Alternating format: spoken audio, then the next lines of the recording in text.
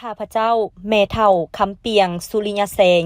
พันเอกดรพฤษภาสนธิราชพร้อมด้วยญาติพี่น้องครอบครัวสุริยแสงครอบครัวสนธิราชครอบครัวเมืองวงขอแสดงความรู้บุญคุณอย่างล้นเหลือ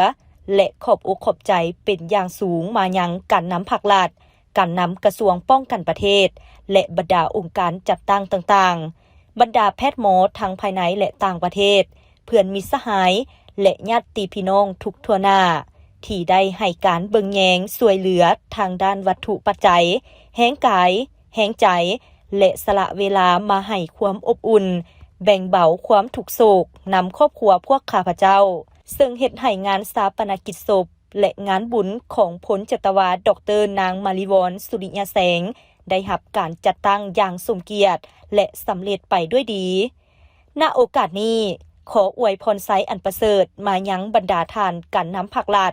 การนำกระทรวงป้องกันประเทศห้องหมอศูนย์กลาง103กองทัพห้องหมอศูนย์กลาง108กองทัพสาธารณรัฐสังคมนิยมเวียดนามและการจัดตั้งทุกขั้นเพื่อนมิตรสหายญาติพี่น้องทุกทั่วหน้าจงมีสุขภาพแข็งแรงมีความผาสุกและสมหวังในสิ่งที่ปรารถนาด้วยเถิด